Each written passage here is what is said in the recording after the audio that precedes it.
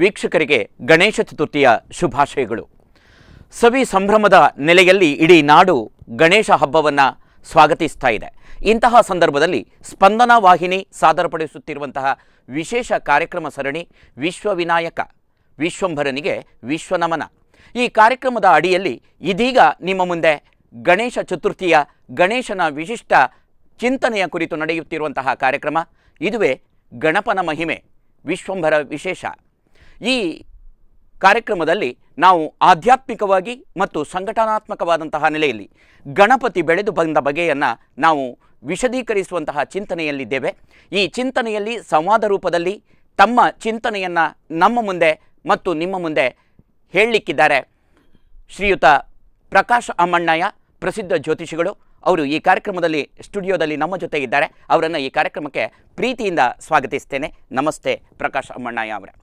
ಜೊತೆಯಲ್ಲಿ ಸಂಘಟನಾತ್ಮಕವಾದಂತಹ ನೆಲೆಯಲ್ಲೂ ಕೂಡ ಈ ಗಣಪತಿ ಹಬ್ಬ ಸಾಮಾಜಿಕವಾದಂತಹ ಒಂದಷ್ಟು ಸಾಧನೆಗಳನ್ನು ಮಾಡಿದೆ. ಈ ಹಿನ್ನೆಲೆಯಲ್ಲಿ ನಮ್ಮ ಜೊತೆ ಸಂವಾದ ನಡೆಸಲಿಕ್ಕೆ ಬಂದಿದ್ದಾರೆ ಪ್ರಸಿದ್ಧ ಮಾಧ್ಯಮ ಮತ್ತು ಸಂವಹನ ಸಲಹೆಗಾರರಾಗಿರುವಂತಹ ಶ್ರೀಯುತ ಜಯಪ್ರಕಾಶ್ ರಾವ್ ಅವರು. ಅವರನ್ನು ಕೂಡ ಈ ಕಾರ್ಯಕ್ರಮಕ್ಕೆ ಪ್ರೀತಿಯಿಂದ ಬರಮಾಡಿಕೊಳ್ತಾ ಇದ್ದೇನೆ. ಪ್ರಕಾಶ್ ಅಮ್ಮಣ್ಣಯ್ಯ ಅವರೇ, ಗಣಪತಿ ಎಲ್ಲ ದೇವರಿಗಿಂತಲೂ ಕೂಡ ಒಂದು ಭಿನ್ನ ರೀತಿಯಲ್ಲಿ ನಮ್ಮ ಮುಂದೆ ಇರುವಂತಹ ಒಬ್ಬರು ದೇವರು, ಒಂದು ಭಗವಂತ. ಅಂತಹ ಆ ನೆಲೆ ಆ ಗಣಪತಿಗೆ ಹೇಗೆ ಪ್ರಾಪ್ತಿಯಾಯಿತು? ಗಣಪತಿಯ ವಿಚಾರದಲ್ಲಿ ನಾವು ಏನಾದರೂ ಹೇಳಬೇಕಿದ್ರೆ ಅದಕ್ಕೆ ಒಂದು ಸಣ್ಣ ಪೀಠಿಕೆಯನ್ನು ಹೇಳಬೇಕಾಗ್ತದೆ.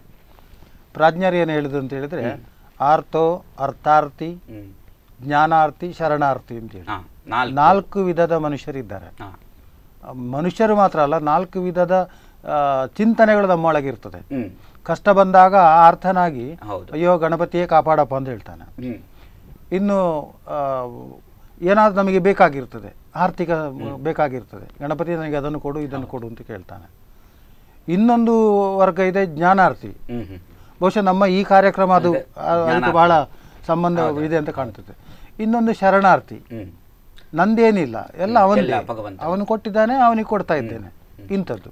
ಆದರೆ ಈ 4 ಚಿಂತನೆಗಳು ಕೂಡ ನಮ್ಮಲ್ಲಿ, ನಾವು ಜ್ಞಾನಾರ್ಥಿಗಳಾಗಿ ಬಂದರೂ ಕೂಡ ಈ 4 ಚಿಂತನೆಗಳು ನಮ್ಮಲ್ಲಿ ಬಂದೇ ಬರ್ತದೆ. ಯಾಕಂತ ಹೇಳಿದ್ರೆ ಕೆಲವು ಸಲ ಎಡವಿ ಬಿದ್ದಾಗ ಅಯ್ಯೋ ಗಣಪತಿ, ಅಯ್ಯೋ ರಾಮ ಹೀಗೆ ಹೇಳ್ತೇವೆ. ಅವಾಗ ಅದು ಅರ್ಥ ಆಯಿತು, ಅಯ್ಯೋ ದೇವರೇ. ಹೌದು, ಅದು ನಾವು ನೆನೀತೇವೆ. ಅದು ಯಾಕೆ ನೆನೀತೇವೆ ಅಂತ ಹೇಳಿದ್ರೆ, ನಮ್ಮ ಒಳಗಿರುವಂತಹ ನಾಡಿಗಳು ಏನಿವೆ, 72,000 ನಾಡಿಗಳು, ಈ ನಾಡಿಗಳೆಲ್ಲ ಅದನ್ನೇ ಬಯಸ್ತಾ ಇರ್ತವೆ. ಯಾಕಂದರೆ ಅದೇ ಶಕ್ತಿ, ಅದು ವಿಶ್ವಂಬರನ ಶಕ್ತಿಗಳದು. ಅದರ ನಿಯಂತ್ರಣ ಮಾಡುವವನೇ ವಿಶ್ವಂಬರ. ಇಲ್ಲಿ ಗಣಪತಿ ಅಂತ ಹೇಳುವಂಥದ್ದು ಒಂದು ಸಣ್ಣ ವಿಚಾರ, ನಾವು ಎಲ್ರಿಗೂ ಗೊತ್ತಿರುವಂಥದ್ದು.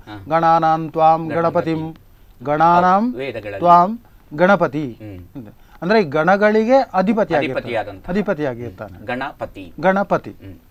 ಆ ಯಾವ ಗಣಗಳು, ಅದನ್ನು ನಾವು ಬಿಡಿಸಿ ನೋಡಬೇಕಾಗ್ತದೆ. ಈಗ ನಾವು ಒಂದು ಉದಾಹರಣೆಗೆ ಹೇಳಬೇಕಿದ್ರೆ, ನಮ್ಮ ಆಡಳಿತ ವ್ಯವಸ್ಥೆಯನ್ನು ಹೇಳ್ಬೋದು.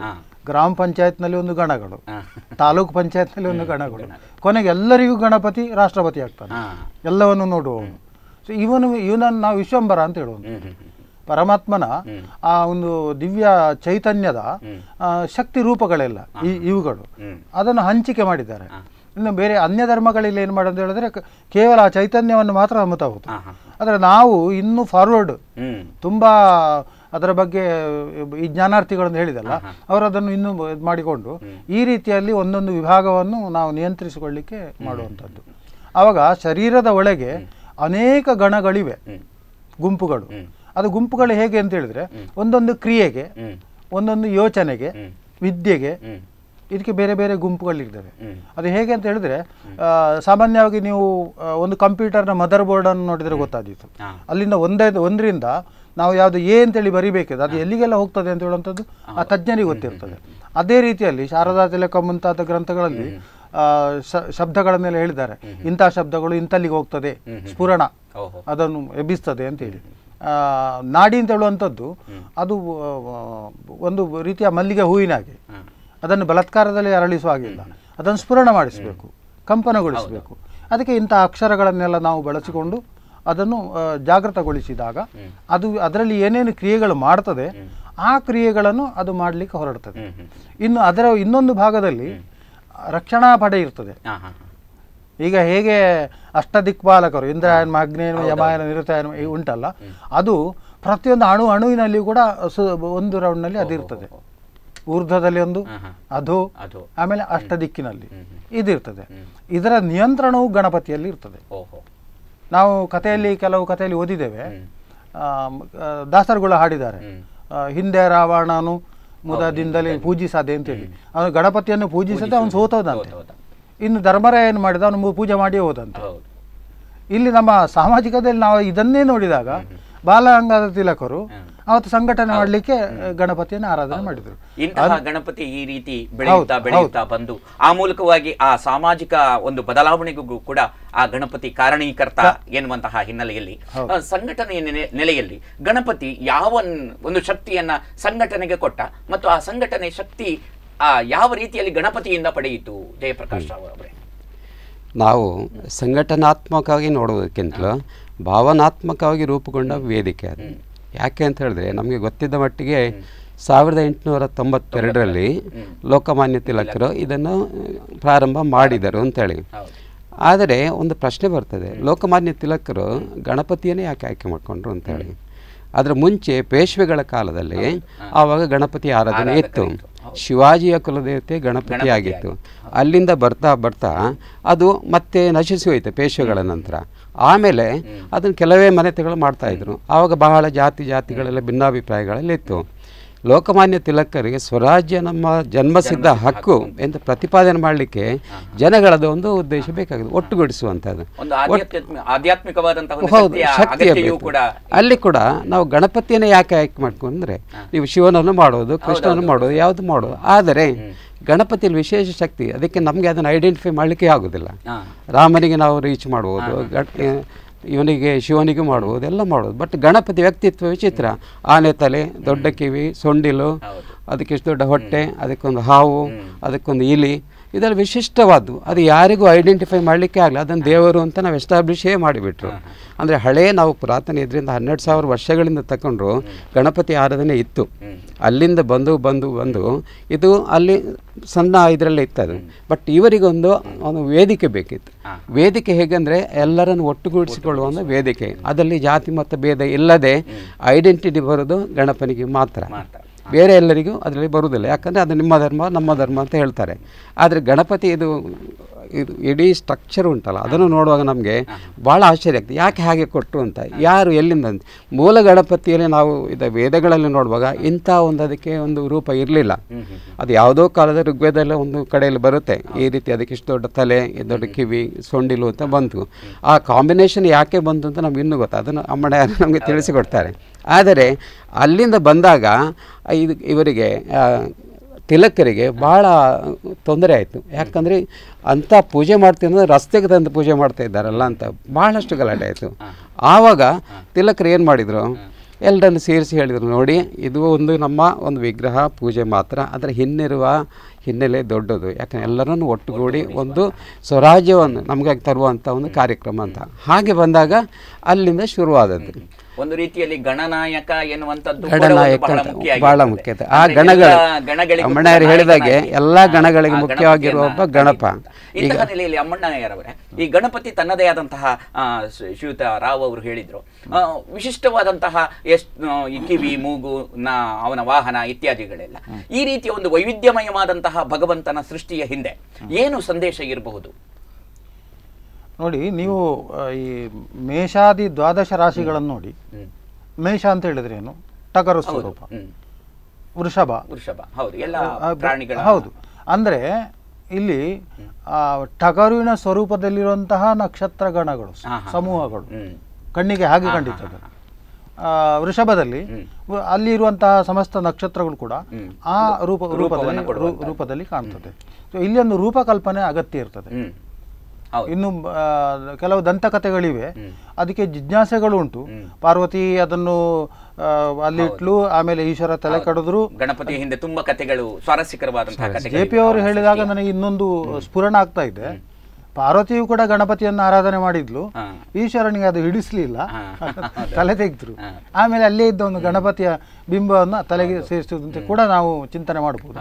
ಆದರೆ ಇದೇ ನಾನು ಚಿಂತನೆ ಇದು ಪರಮ ಅಂತ ಹೇಳುವುದಿಲ್ಲ, ಅದು ಹೀಗೂ ಆಗ್ಲಿಕ್ಕೂ ಸಾಧ್ಯತೆ ಉಂಟು ಅಂತ ಹೇಳುವಂಥದ್ದು. ಅದರ ಸ್ವಾರಸ್ಯವನ್ನು ಮಾತ್ರ ನಾವು ಹೌದೌದು. ಇಲ್ಲಿ ಶರೀರದಲ್ಲಿ ಇಂದು ಗಣಪತಿಗೆ ಸಹಸ್ರನಾಮಗಳನ್ನು ಹೇಳಿದ್ದಾರೆ.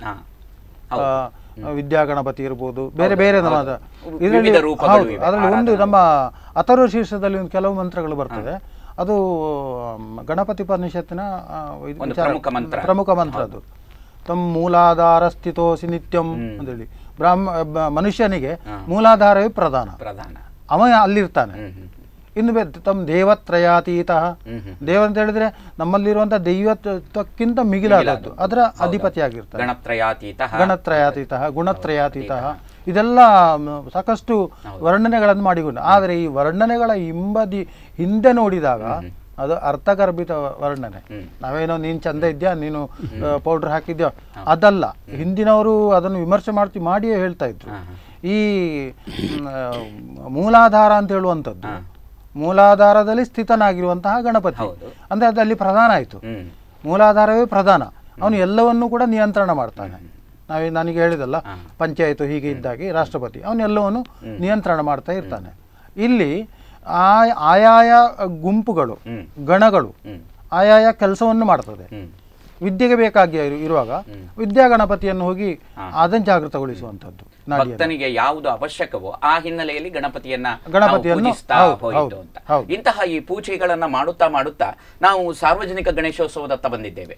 ಬಹಳಷ್ಟು ಪುರಾತನದಿಂದಲೂ ಕೂಡ ಸ್ವಾತಂತ್ರ್ಯೋತ್ತರ ಭಾರತದಲ್ಲಿ ಮುಂಬೈಗೆ ಅಷ್ಟೇ ಸೀಮಿತ ಅಲ್ಲ, ಅದು ಈಗ ಇಡೀ ಜಗತ್ತಿನಾದ್ಯಂತ ಗಣೇಶ ಹಬ್ಬವನ್ನು ಆಚರಿಸ್ತಾ ಸಾಕ್ತಾ ಇದ್ದೇವೆ. ಈ ಸಾಮಾಜಿಕವಾದಂತಹ ಸಂಘಟನೆಗೆ ಈ ಗಣಪತಿಯ ಈ ಹಿನ್ನೆಲೆ ಎಷ್ಟು ಒಳ್ಳೆಯ ಅನುಕೂಲಕರವಾದಂತಹ ಬೆಳವಣಿಗೆಗೆ ಪೂರಕ ಆಯಿತು. ಇದರಲ್ಲಿ ನಾವು ಒಂದು ವಿಷಯಗಳ ಗಮನಿಸಬೇಕು. ಕಲಿಯುಗದಲ್ಲಿ ನಾವು ಪೂಜೆ ಹೆಚ್ಚಾಗಿ ಮಾಡಬೇಕಂದ್ರೆ ಚಂಡಿಕಾದೇವಿ, ಚಂಡಿ ಮತ್ತು ವಿನಾಯಕ ಎರಡಕ್ಕೆ ಮಾತ್ರ ಚಂಡಿ ವಿನಾಯಕ ಅಂತ. ಹಾಗಾಗಿ ಈ ದಕ್ಷಿಣ ಭಾರತದಲ್ಲಿ ಮತ್ತು ಇಲ್ಲಿ ಬಂದದ್ದು ಗಣಪತಿ, ಉತ್ತರ ಭಾರತದಲ್ಲಿ ನಮ್ಮ ದೇವಿ ಆರಾಧನೆಗಳು. ಹೌದು, ಅದು ಯಾಕೆ? ಒಂದು ತಾಯಿ ಮತ್ತು ಮಗು. ಗಣಪತಿಯನ್ನು ಈಗಲೂ ನಾವು ಆರಾಧನೆ ಮಾಡೋದು ಮಗುವಿನ ಲೆಕ್ಕದಲ್ಲಿ. ಯಾಕಂದರೆ ತಿಂಡಿ ತಿಂತಾನೆ, ಮೋದಕ ತಿಂತಾನೆ, ಇದು ಮಾಡ್ತಾನೆ ಅಂತ. ಅದು ಹಿಡಿಸ್ತದೆ, ಎಲ್ಲರಿಗೂ ಹಿಡಿಸ್ತದೆ. ಅದನ್ನೊಂದು ಐಡೆಂಟಿಟಿ ಕ್ರಿಯೇಟ್. ಗಣಪತಿಯನ್ನು ಭೀಕರವಾಗಿ ನೋಡಿದ್ರೆ ಈಗ ತಂತ್ರದಲ್ಲಿ ಗಣಪತಿ ಬೇರೆ ರೀತಿಯಲ್ಲಿ ಇರ್ತಾರೆ, ಬಟ್ ಅದನ್ನು ನಾವು ಊಹಿಸ್ಕೊಳ್ಳಿಕ್ಕೆ ಆಗೋದಿಲ್ಲ. ಈಗ ಗಾತ್ರ ಎಷ್ಟೇ ಇರ್ಬೋದು, ಅದು ನಮ್ಮ ದುಡ್ಡಿನ ಇದರಲ್ಲೇ ಗಾತ್ರಗಳನ್ನು ಮಾಡ್ತಾ ಹೋಗ್ತಾ ಇದೆ. ಮುಂಚೆ ಇದ್ದದ್ದು ಸಣ್ಣ ಗಣಪತಿನ ಮಾಡಿ ಮನೆಯಲ್ಲಿ ಮಾಡಿ ಬಾವಿಗೆ ಹಾಕೋದು ಅಂತ. ದೊಡ್ಡದಾದಾಗೆ ಊರಿನ ಹೊರಗೆ ಕೆರೆಗೆ ಹಾಕ್ಲಿಕ್ಕೆ ಶುರು ಮಾಡಿದರು. ಅಲ್ಲಿಂದ ಇನ್ನು ದೊಡ್ಡ ಹೊರಟಾದಾಗೆ ನದಿಗೆ ಆಯಿತು, ಆಮೇಲೆ ಸಮುದ್ರಕ್ಕೆ ಹಾಕ್ತಾರೆ. ಅವರವರ ಸಂಪತ್ತಿನ ಅವರವರ ಪವರ್ ಇದರ ಪ್ರಕಾರ ಹೋಗ್ತಾ ಇತ್ತು. ಆದರೆ ಗಣಪತಿಯೇ ಯಾಕೆ ಎಂಬುದಕ್ಕೆ ನಾನು ಹೇಳಿದೆ, ನಾನ್ ಕಾಂಟ್ರವರ್ಷಿಯಲ್. ಅಲ್ಲಿ ಯಾವುದನ್ನು ನಿಮಗೆ ಅದನ್ನು ಎಕ್ಸ್ಪ್ಲೇಷನ್ ಮಾಡಲಿಕ್ಕೆ ಆಗ್ತಾ ಇಲ್ಲ. ಈಗ ಅಮ್ಮಣ್ಯರು ಹೇಳೋದು ಏನು ಅಂತ ವಿಶೇಷವಾಗಿ ಹೇಳಿದರು. ಅಲ್ಲಿ ನೀವು ಏನಂತ ಎಕ್ಸ್ಪ್ಲೇನ್ ಮಾಡ್ತೀರಾ? ಆನೆ ಅಂತ ಹೇಳ್ತೀರಾ, ಮನುಷ್ಯ ಹೇಳ್ತೀರಾ, ಅದು ಅಷ್ಟು ದೊಡ್ಡದು ಇಲಿ ಮೇಲೆ ಯಾಕೆ ಹೋಗ್ತಾನೆ ಅಂತೇಳಿ. ಇಲಿಗೆ ಒಂದು ಅರ್ಥ ಇದೆ, ಅದನ್ನು ಎಕ್ಸ್ಪ್ಲೇನ್ ಮಾಡ್ತಾರೆ ಅವ್ರು ಯಾಕೆ ಅಂತೇಳಿ. ಹಾಗಿರುವಾಗ ಈ ಐಡೆಂಟಿಟಿ ಪ್ರಾಸೆಸ್ ಭಾಳ ಸುಲಭ ಆಯಿತು. ಯಾಕೆಂದರೆ ಜನ ಒಟ್ಟುಗೊಳ್ಳಲಿಕ್ಕೆ ತಿಲಕರ ಟೈಮಲ್ಲಿ ಏನು ಮಾಡಿದರು, ಅವ್ರು ಅಲ್ಲಿಂದ ಈ ಮುಸ್ಲಿಂ ಶಹನಾಯಿ ಓದುವವರನ್ನೆಲ್ಲ ತರಲಿಕ್ಕೆ ಶುರು ಮಾಡಿದರು. ಆವಾಗ ಈ ಮಂಡಲಗಳು ದೊಡ್ಡದಾಯಿತು, ಸಾಂಸ್ಕೃತಿಕ ಇದೆಲ್ಲ ಬಂತು, ಹೆಚ್ಚಿನವರು ಭಾಗವಹಿಸಿದ್ರು. ಜಾತಿ ಮತ ಭೇದ ಇಲ್ಲದೆ ಒಂದು ಆಗಲಿಕ್ಕೆ ಸಾಧ್ಯವಾದಂಥ ಒಂದು ಇದು ಗಣೇಶೋತ್ಸವ ಅಂತ. ಅದು ಮಂಡಲಗಳಾಯಿತು. ಅದು ಗಿರ್ಗಾವ್ನಲ್ಲಿ ಭಾಳ ಹಳೆಯದು, ಅದು ಸಾಧಾರಣ 100 ವರ್ಷ ಹಳೆಯದು. ಅದು ಪುಣೆಯಿಂದ ಅಲ್ಲಿಗೆ ಮಹಾರಾಷ್ಟ್ರಕ್ಕೆ ಬಂದು ಅಲ್ಲಿ ಬಂದದ್ದು. ಆನಂತರ ಈಗ ಅಲ್ಲಿ GSP ಅವ್ರದ್ದಿದೆ, ಅದಕ್ಕೆ 100 ಕೋಟಿಯಷ್ಟು ಚಿನ್ನ ಹಾಕ್ತಾರೆ. ಅದು ಈಗ ಅವರವರ ಶಕ್ತಿ ಅನುಸಾರವಾಗಿ ಬೆಳೀತಾ ಬಂದದ್ದು. ಆದರೆ ನಾವು ಮುಖ್ಯವಾಗಿ ನೋಡ್ಬೋದು ನಮ್ಮ ಐಡೆಂಟಿಟಿ ಮತ್ತು ಪ್ರೀತಿ. ಗಣಪನಲ್ಲಿ ಭಯಕ್ಕಿಂತಲೂ ನಮಗೆ ಪ್ರೀತಿ ಜಾಸ್ತಿ. ಯಾಕಂದರೆ ಅವು ಮೋದಕ, ತಿಂಡಿ, ಲಡ್ಡುಗಳು ಇದನ್ನೇ ತಿಂತು. ಒಂದು ಸೊಂಡಿಲಿ ಯಾವಾಗಲೂ ಅದ್ರ ಮೇಲೆ ಇರೋದು. ಅದು ಐಡೆಂಟಿಟಿಗೆ ಯಾಕೆ ಮಾಡಿದ್ದಾರೆ ಅಂತೇಳಿ ನಮ್ಗೆ ಇನ್ನೂ ತಿಳಿದು ಬರ್ತಾ ಇಲ್ಲ. ಅದಕ್ಕೆ ಅಮ್ಮಣ್ಯರ ಅದ್ರ ಬಗ್ಗೆ ಸ್ವಲ್ಪ ಜ್ಞಾಪನ ಕೊಟ್ಟರೆ ಒಳ್ಳೆ. ತುಂಬ ಅದ್ಭುತವಾದಂತಹ ವಿಚಾರಗಳು ಇವೆ ಗಣಪತಿಯ ಕುರಿತಾಗಿ. ಇಂತಹ ಈ ಗಣೇಶ ಚತುರ್ಥಿಯ ಸಂದರ್ಭದಲ್ಲಿ ಇಂತಹ ಗಣಪತಿಯ ಒಂದು ಕುತೂಹಲಕರವಾದಂತಹ ಆಧ್ಯಾತ್ಮಿಕ ಮತ್ತು ಸಂಘಟನೆಯ ನೆಲೆಯಲ್ಲಿ ಈಗಿನ ಸಮಾಜಕ್ಕೆ ಎಷ್ಟು ಪೂರಕವಾದಂತಹ ಮಾಹಿತಿಗಳು, ಈ ಎಲ್ಲ ವಿಚಾರಗಳನ್ನು ತಿಳಿಯುತ್ತಾ ಸಾಗೋಣ. ಈಗ ಈ ವಿಶೇಷ ಸಂಚಿಕೆಯಲ್ಲೊಂದು ಸಣ್ಣ ವಿರಾಮ.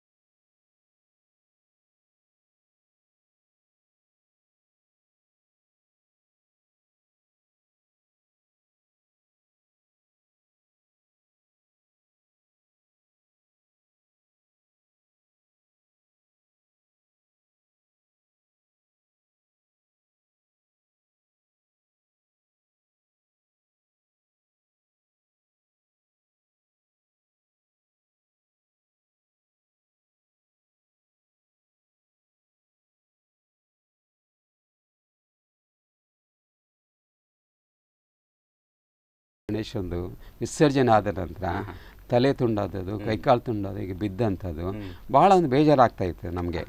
ಯಾಕಂದ್ರೆ ಅಷ್ಟು ದೊಡ್ಡದು ಬೇಕಾ ಅಂತ ಹೇಳಿ ಮಾಡ್ಬೋದು, ಸಣ್ಣ ಹೌದು ಅಲ್ಲ ಆಗೋದಿಲ್ಲ ಅಂತ ನಾವು ನೀರಿಗೆ ಹಾಕೋದಾದ್ರೆ ಅಷ್ಟು ದೊಡ್ಡದು ಯಾಕೆ ಹಾಕಬೇಕು, ಸಣ್ಣದಾದರೂ ಸಾಕಾಗುತ್ತೆ. ಆ್ಯಕ್ಚುಲಿ ಸಣ್ಣ ಮುಂಚಿನ ಮಾಡ್ತಾರೆ ಬಾವಿಯೆಲ್ಲ ಹಾಕೋದು ಅಂಥದ್ದೇ ಶ್ರೇಷ್ಠವಾದದ್ದು. ಬಟ್ ಈಗೀಗ ಏನಾಯ್ತು, ನಮ್ಮ ಸಂಪತ್ತು, ನಮ್ಮ ದರ್ಪ, ಆಮೇಲೆ ನಮ್ಮ ಪವರು ಎಲ್ಲ ಸೇರಿಸ್ಕೊಂಡು ಇಲ್ಲಿ ನಮ್ಮದಾಗಬೇಕು, ಇಲ್ಲಿ ನಮ್ಮದು 25 ವರ್ಷ. ಈ ವಿಷಯದ ಕುರಿತು ಇನ್ನಷ್ಟು ಮಾತಾಡೋಣ. ಈಗ ಈ ವಿಶೇಷ ಸಂಚಿಕೆಯಲ್ಲೊಂದು ಸಣ್ಣ ವಿರಾಮ.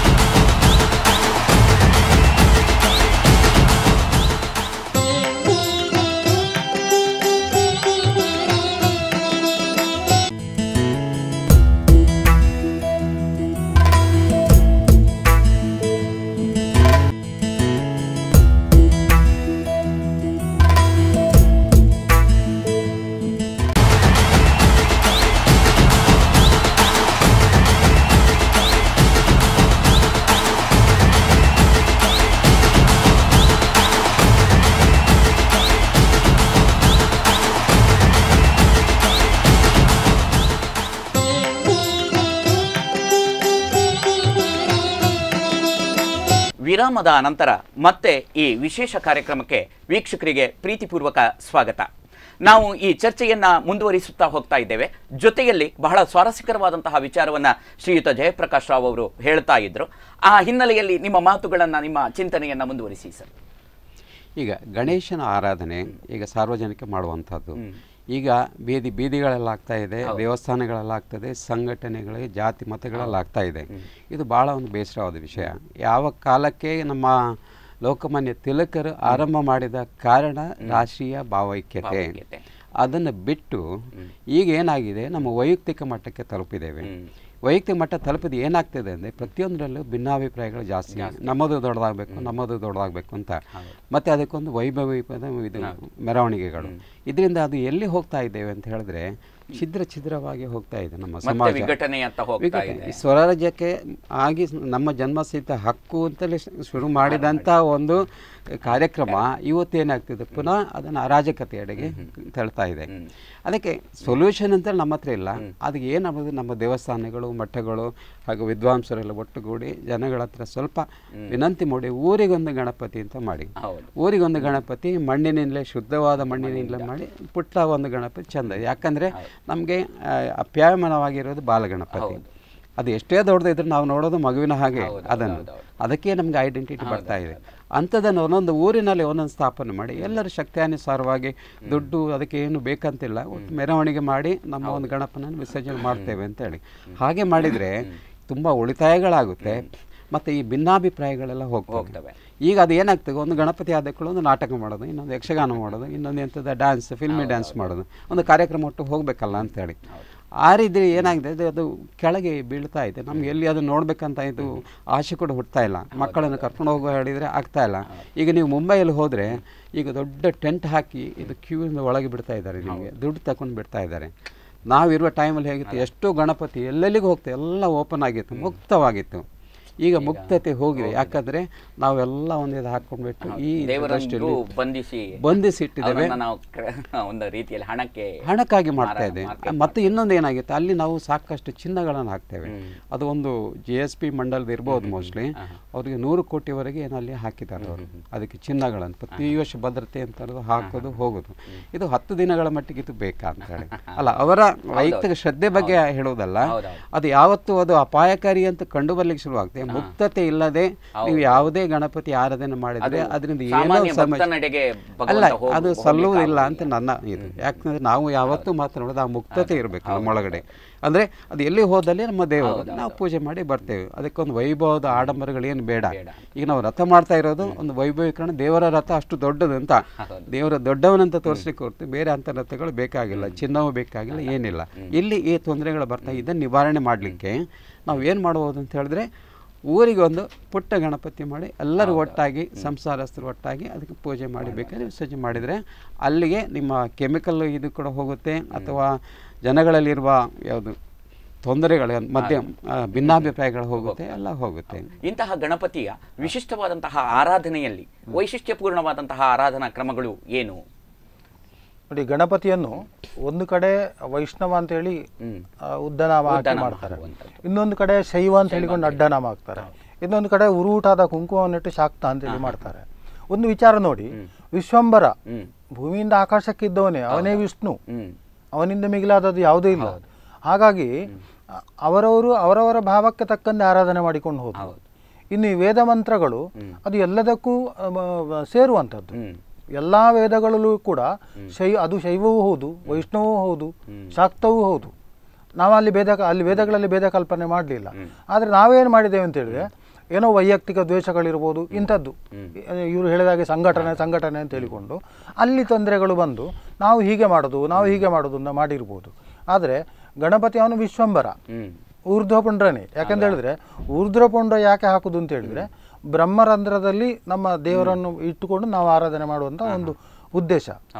ಈಗ ಅಡ್ಡನಾಮದಲ್ಲಿಯೂ ಇಲ್ಲ ಅಂತ ನಾನು ಹೇಳುವುದಿಲ್ಲ, ಅಲ್ಲಿ ಭ್ರೂಮಧ್ಯದಲ್ಲಿ ಇಟ್ಕೊಂಡು ಮಾಡ್ತಾರೆ, ಒಂದೊಂದು ರೂಪದಲ್ಲಿ ದೇವ ಸಾಕ್ಷಾತ್ಕಾರವನ್ನು ಪಡೆಯುವಂಥದ್ದು. ಅಂತಹ ಗಣಪತಿಯನ್ನು ವಿವಿಧ ಆರಾಧನೆಯ ರೂಪಗಳಲ್ಲಿ ಆರಾಧನೆ ಮಾಡ್ತಾ ಇರ್ತಾರೆ. ಇನ್ನೊಂದು, ಇಲ್ಲಿ ಇಷ್ಟು ಆರಾಧನೆ ಮಾಡಿದಾಗ ನಮಗೊಂದು ದುಃಖಕರವಾದ ವಿಚಾರವಿದೆ, ಅದು ನಾನು ಹೇಳಲೇಬೇಕು. ಒಂದು ವಾರದಿಂದ ಗಣಪತಿಯನ್ನು ಇಟ್ಟುಕೊಂಡು ಪೂಜೆ ಮಾಡ್ತಾ ಇದ್ದೆ. ನಾನು ತೀರ್ಥಹಳ್ಳಿಯಲ್ಲಿ ನೋಡಿದೆ. ಆಮೇಲೆ ನನ್ನ ಹತ್ರ ಕೇಳಿದೆ, ಎಷ್ಟೊತ್ತಿಗೆ ಮುಹೂರ್ತ ಗಣಪತಿಯನ್ನು ನೀರಿಗೆ ಹಾಕ್ಲಿಕ್ಕೆ ಅಂತೇಳಿ. ನಾನು ಎಷ್ಟು ದೊಡ್ಡ ಮೆರವಣಿಗೆ ಇದೆ ಅಂತೇಳಿ ಮೆರವಣಿಗೆಯಲ್ಲೇ ತಗೊಂಡೋದ್ರು. ಅಲ್ಲಿ ಸರ್ಕಾರಿ ಬಾವಿ ಇತ್ತು, ದೊಪ್ಪ ಅಂತೇಳಿ ಹಾಕಿದ್ರು. ನಮ್ಮ ಮಗು ಆಗಿದ್ರೆ ನಮಗೆ ಮನಸ್ಸು ಬರ್ತದೆ. ಹಾಗೆ ಮಾಡಬೇಡಿ, ಅದನ್ನು ಜಲಾದಿವಾಸ ಮಾಡಿ. ಯಾಕಂದ್ರೆ ನಮಗೆ ನಿತ್ಯವೂ ಅದನ್ನು ಪೂಜೆ ಮಾಡಲಿಕ್ಕೆ ಸಾಧ್ಯ ಇಲ್ಲ. ಸ್ಮರಣೆಗಾಗಿ ಒಂದು ದಿವಸವೋ 3 ದಿವಸವೋ ಹೀಗೆ ನಾವು ಇಟ್ಕೊಳ್ತೇವೆ. ಹೌದೌದು. ಮಮ ಪೂಜಾವಸಾನ ಪರ್ಯಂತ ಸನ್ನಿಧಿಂ ಕುರು ಅಂತ ಹೇಳಿ ದೇವರ ಹತ್ರ ಕೇಳಿಕೊಂಡು ಆ ಗಣಪತಿಯನ್ನು ಪ್ರತಿಷ್ಠೆ ಮಾಡುದು. ನಂತರ ಆ ಗಣಪತಿ ಅದರಲ್ಲಿದ್ದಂಥ ಶಕ್ತಿಯನ್ನು ಅದರ ಲೋಕಕ್ಕೆ, ಊರ್ಧ್ವ ಲೋಕಕ್ಕೆ ಕಳುಹಿಸಿ ಈ ಮೂರ್ತಿಯನ್ನು ವಿಭಜನೆ ಮಾಡುವುದು. ಒಡೆಯುವುದು ತಪ್ಪಾಗ್ತದೆ ಅದನ್ನು. ಹಾಗೆ ಆವಾಗ ನಿಮ್ಮ ಈ POP ಗಣಪತಿ ಇದೆಲ್ಲ ಒಡೆಯುವುದಿಲ್ಲ, ಅದನ್ನು ಮುರಿದೇ ತೆಗಿಬೇಕಾಗ್ತದೆ. ಮೃಣ್ಮಯ ಗಣಪತಿ, ಯಾವುದೇ ಬಣ್ಣಗಳು ಹಾಕದಂಥ ಗಣಪತಿ. ನಿಮಗೆ ಬಣ್ಣಗಳು ಯಾಕೆ, ಹೂವೇ ಉಂಟಲ್ಲ, ಅಂತಂಥ ಹೂಗಳನ್ನೇ ಹಾರ ಮಾಡಿ ಹಾಕ್ಬೋದಲ್ಲ, ಅದನ್ನು ಜಲಾದಿವಾಸ ಮಾಡಿ ಬರುವಂಥ ಒಂದು ವಿಚಾರ ಈ ಮೂರ್ತಿ ಕಲ್ಪನೆಯಲ್ಲಿ. ಮೊದಲು ಬಹಳ ಪೂರ್ವದಲ್ಲಿ ಮೂರ್ತಿ ಕಲ್ಪನೆ ಇರಲಿಲ್ಲ, ಯಾಕಂದರೆ ಅಗತ್ಯ ಇರಲಿಲ್ಲ. ನಂತರ ನಮ್ಮ ಒಂದು ಮಾನಸಿಕ ಕೇಂದ್ರೀಕೃತ ನೋಡಿ, ಪ್ರತಿ ಮಂತ್ರದಲ್ಲಿಯೂ ಕೂಡ ಧ್ಯಾನಂ ಅಂತ ಹೇಳ್ತಾರೆ. ಆ ಧ್ಯಾನ ಹೇಳಿದಾಗ ಅಲ್ಲಿ ಆ ಮೂರ್ತಿ ಪರಿಕಲ್ಪನೆಗಳು ನಮ್ಮೊಳಗೆ ಬರ್ತದೆ. ಆದರೆ ಅದನ್ನು ನಮ್ಮೊಳಗೆ ಇಟ್ಕೊಳ್ಳಿಕ್ಕೆ ಆಗುದಿಲ್ಲ. ಅದಕ್ಕೆ ನಮಗೆ ಎದುರು ಫೋಟೋ ಬೇಕು, ಒಂದು ಮೂರ್ತಿ ಬೇಕು. ಇದು ಶುರುವಾಯಿತು. ಕೊನೆಗೆ ಅದನ್ನು ಇಟ್ಟುಕೊಂಡ್ರು. ಕೊನೆಗೆ ಇದು ಆಡಂಬರವಾಗಿ ಬೆಳೀತಾ ಹೋಯಿತು, ಪ್ರತಿಯೊಂದು ಕೂಡ ಬೆಳೀತಾ ಹೋಯಿತು. ಈಗ ಉದಾಹರಣೆಗೆ ನಾನೊಂದು ಬ್ರಹ್ಮಕಲಶ ನೋಡಿದ್ದೇನೆ ಕೇರಳದಲ್ಲಿ. ಅಲ್ಲಿ ದೇವಸ್ಥಾನಕ್ಕೆ ಪ್ರತಿ ವರ್ಷ ಬ್ರಹ್ಮಕಲಶ ಆಗಬೇಕು. ಒಂದು 200-250 ಜನ, ಜಾಸ್ತಿ ಹಬ್ಬ ಖರ್ಚಿನ 10,000 ರೂಪಾಯಿ. ಅದೇ ಇಲ್ಲಿ ಬ್ರಹ್ಮಕಲಶ ಮಾಡೋದಿದ್ರೆ 10 ಲಕ್ಷ 20 ಲಕ್ಷ. ದೇವರಿಗೆ ಬ್ರಹ್ಮಕಲಶ ಬೇಕಾದದ್ದು, ನಮಗಲ್ಲ. ನಾವು ಸಂತೋಷ ಪಡಬೇಕು. ಹಾಗೆಂತೇಳಿ ನಾವು ಸಂತೋಷ ಪಡಲಿಕ್ಕೆ ಅಲಂಕಾರಗಳು ಬೇಕೇ ಬೇಕು. ಅದು ಈಗಿನ ಸ್ಥಿತಿಯಲ್ಲಿ ಬೇಕೇ ಬೇಕಾಗ್ತದೆ. ಹೀಗೆ ಒಂದು ಗಣೇಶ ಚತುರ್ಥಿಯ ಸಂದರ್ಭದಲ್ಲಿ ವಿಶಿಷ್ಟವಾದಂತಹ ಗಣಪತಿಯ ಆರಾಧನೆ ಜೊತೆಗೆ ಆ ಸಂಘಟನೆಗೆ ಗಣಪತಿ ಹೇಗೆ ಶಕ್ತಿ ತುಂಬಿದ, ಅದು ಬರಬರುತ್ತಾ ಯಾವ ದಾರಿಯಲ್ಲಿ ಸಾಗಿ ಬಂದಿತ್ತು, ಮತ್ತು ಈಗಿನ ಪ್ರಸ್ತುತ ಸಮಾಜಕ್ಕೆ ಈ ಗಣೇಶ ಚತುರ್ಥಿಯ ಸಂದರ್ಭದಲ್ಲಿ ಈ ಗಣೇಶದ ಹಬ್ಬ ಯಾವ ರೀತಿಯಲ್ಲಿ ಇರಬೇಕು ಮತ್ತು ಆರಾಧನಾ ವಿಶಿಷ್ಟತೆ, ಈ ಕುರಿತಾಗಿ ಬಹಳಷ್ಟು ವಿಚಾರಗಳನ್ನು ನಮ್ಮೊಡನೆ ಹಂಚಿಕೊಂಡಿದ್ದಾರೆ ಶ್ರೀಯುತ ಪ್ರಕಾಶ್ ಅಮ್ಮಣ್ಣಯ್ಯ, ಜೊತೆಗೆ ನಮ್ಮ ಜಯಪ್ರಕಾಶ್ ರಾವ್ ಅವರು. ಈ ಹೊತ್ತು ಇಲ್ಲಿಗೆ ಬಂದು ಬಹಳಷ್ಟು ವಿಚಾರಗಳನ್ನು ನಮ್ಮ ಮುಂದೆ ಹೇಳಿದ್ದಾರೆ. ವೀಕ್ಷಕರಿಗೂ ಕೂಡ ಈ ಹಬ್ಬದ ಸಂಭ್ರಮಕ್ಕೆ ಒಂದಷ್ಟು ಮೆರುಗುಗಳನ್ನು ತುಂಬಿದ್ದಾರೆ. ಅವರಿಗೆ ಈ ಸಂದರ್ಭದಲ್ಲಿ ವಾಹಿನಿಯ ಪರವಾಗಿ ಪ್ರೀತಿಪೂರ್ವಕವಾದಂತಹ ಧನ್ಯವಾದವನ್ನು ಅರ್ಪಿಸ್ತಾ ಇದ್ದೇವೆ. ವೀಕ್ಷಕರೇ, ಇದು ಈ ಹೊತ್ತಿನ ವಿಶೇಷ. ನಿತ್ಯ ನಿರಂತರವಾದಂತಹ ಗಣಪತಿ ಹಬ್ಬದ ವಿಶೇಷ ಕಾರ್ಯಕ್ರಮಗಳು ವಾಹಿನಿಯಲ್ಲಿ ಪ್ರಸಾರವಾಗ್ತಾ ಇರ್ತವೆ. ಈ ಎಲ್ಲ ಕಾರ್ಯಕ್ರಮಗಳನ್ನು ನೋಡುತ್ತಾ ಈ ಹಬ್ಬವನ್ನು ನಿಮ್ಮದಾಗಿಸಿಕೊಳ್ಳಿ ಎನ್ನುವುದಾಗಿ ಹೇಳ್ತಾ ಈ ಕಾರ್ಯಕ್ರಮವನ್ನು ಮುಗಿಸ್ತಾ ಇದ್ದೇವೆ. ನಿಮಗಿದು ಪ್ರೀತಿಪೂರ್ವಕವಾದಂತಹ ಗಣೇಶ ಚತುರ್ಥಿಯ ಶುಭಾಶಯಗಳು. ನಮಸ್ಕಾರ.